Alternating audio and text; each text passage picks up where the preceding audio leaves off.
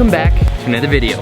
My name is Aaron and I help people expand their consciousness. Now, this video, I'm gonna be explaining to you the truth on attracting your soulmate. And what I really wanna do is kind of clarify a definition for the way we define that to be, to understand a couple ideas. And I mean, for me at least, I used to have one perception as to what this was, and my way that I define it has kind of shifted over the years. I want to explain to you why you are already 100% whole and complete. And I want to say that when you get to this point where you feel 100% whole and complete, and that when you start to do what you love to do, when you start to follow your passion and really exist in the core expression of who you are, there's more likelihood that you'll meet the person that resonates with that version of you. Now for me, this was something that I went through because I used to have the perspective that we meet that one person that's our soulmate. It's the person that kind of completes the other half of who we are, and we combine forces and we become that one being that we were meant to be. But over the years, I've kind of shifted that because I realized that having that perspective and even having that belief can be kind of limiting, because then we put the power outside of ourselves to fulfill us. It's like I would put the expectation on someone else to make me feel a certain level of worthiness, a certain level of validation, a certain level of love, and really nobody can do that outside of ourselves. Now the paradox is that once we begin to really love ourselves, it's like there's more possibility that we're going to attract the person that loves us, because we are feeling that emotion already, so we're going to attract somebody else that is giving that and that is putting that out there.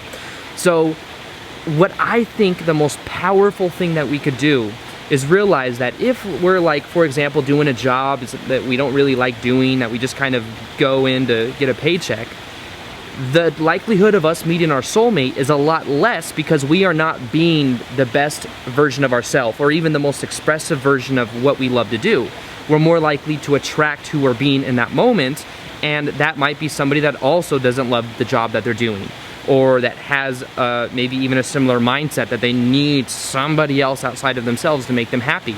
And then of course, this is where you get into a relationship. If you've ever read like The Power of Now by Eckhart Tolle, he talks about the idea of pain body, and it's when we begin to mesh with somebody else, it's like then we put an expectation for certain emotions, and then it becomes like kind of a thing that doesn't really mesh as well.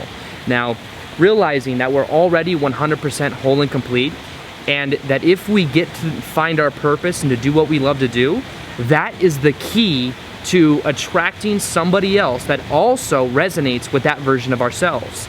So we need to get to the core of ourselves and find out who that is. Now, when I say who that is, just find out that version of you. As you begin to live that, as you begin to take action and do things you're excited about, and just express yourself by taking out the filter of who you think you need to be, you'll find that you then attract somebody that reflects that back. Now, the way that I think about soulmates is I think that we are already 100% whole and complete, and that we can have a very deep connection with somebody else who is also whole and complete, but it becomes a reflection more than anything else, a reflection of wholeness, more so than a reflection of this is my half and that's your half and we combine to make whole. It's more of wholeness, powerful wholeness together, and it's more about that idea.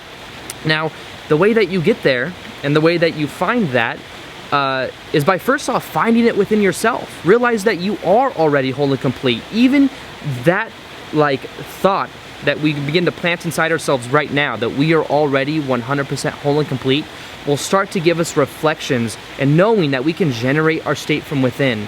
That every time we do something we love to do, we're performing an act of self-love, that we're doing things that we actually enjoy. And the more we do that, the more momentum we gain, to where then we are becoming that person, that core essence of who we are. Then we're more likely to actually attract that into our lives. It's almost like we have to have a full cup before we can share with anyone else. If we're half a cup, there's not really enough to go to the other person, and it doesn't really work because it's not a one-on-one reflection. It becomes something to where we need something outside of ourselves, and we'll always put that expectation on someone else, but then we externalize our power, and nobody can make us really feel as happy as we can make ourselves feel. So this is about really just getting to the core of who you are, realizing that as you begin to change through different parts of your life, you can change with somebody else, so maybe that person is still the idea of your soulmate, but also understand that you might, if you don't have your soulmate right now, as you begin to do what you love more and more, you'll start to see the reflection of somebody that's also doing what they love, but also resonates with what you're doing, that also gets your lifestyle, that gets what you like doing.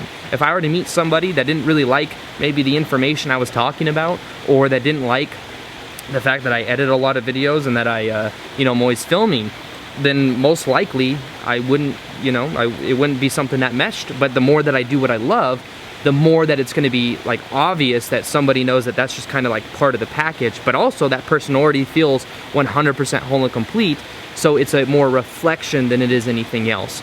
So my main intention here is just to realize that if we have a definition that there's somebody else out there that's going to complete who we are, that already we've put the power outside of ourselves, and that we're more likely to attract the perfect reflection as we begin to be the best version of ourselves, as we begin to do what we love to do.